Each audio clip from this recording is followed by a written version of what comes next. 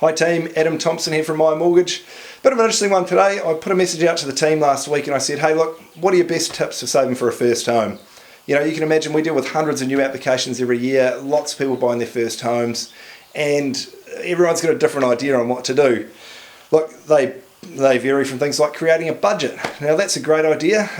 It's probably the number one point that if you're thinking about buying a home, you should be budgeting. Look, if you've got a home, you've got a mortgage, I think you should be budgeting too. Anyone who knows me will know that I'm a big advocate for just working out how much money you've got, spending it wisely and lining that up to your goals and what you want to achieve. I think that's a really important thing. If you can budget, you can plan. We can help plan for you on where you can be in buying a house. So if you're buying your first home, budgeting is a great idea. Next one here, don't have kids. Can't really advocate for that. Got two of them myself. They are expensive. Don't advocate that you don't have kids, but you need a budget. We come back to that.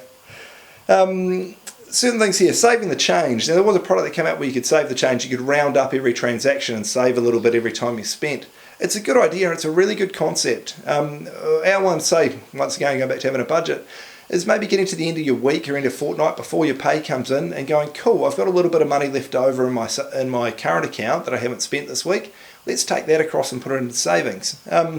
So what we're talking about there with save the change is just saving your incremental gains. It helps you to get ahead because you're just chipping away at it. On top of your budget, it can really help.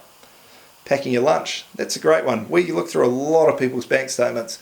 Those $10, $15, $20 transactions that are popping up 2 or 3 times a day, 10 or 15, 20 times a week really make a big difference, and people are amazed how much money's going out the door.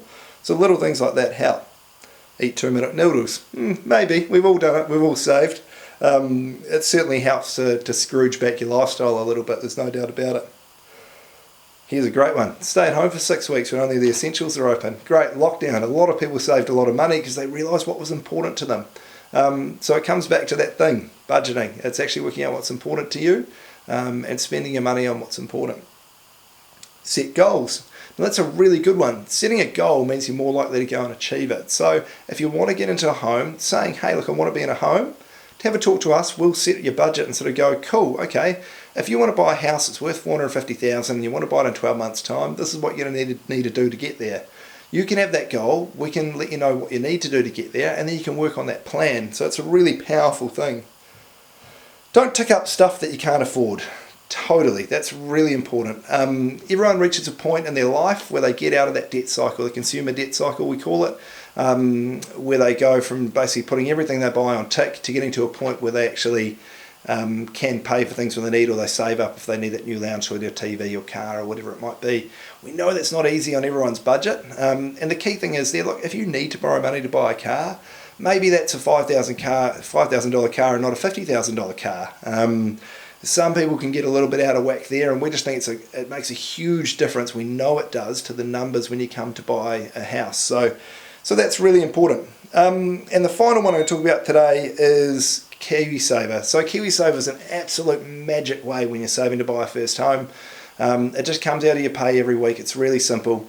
There's an option there where you can bump your Kiwisaver up to as much as 10% of your wages. And look, it's taken out before it even comes to you. You never see it, but you can access it when you come to buy your first home. It's a really good place to start. And once again, we can talk to you about how that Kiwisaver works in with your mortgage and how it could fit. So there's a bit of a ramble from us from a list and a bit of a chat around the office, but we think those are really valuable tips and just some real starters for you and saving for your first home.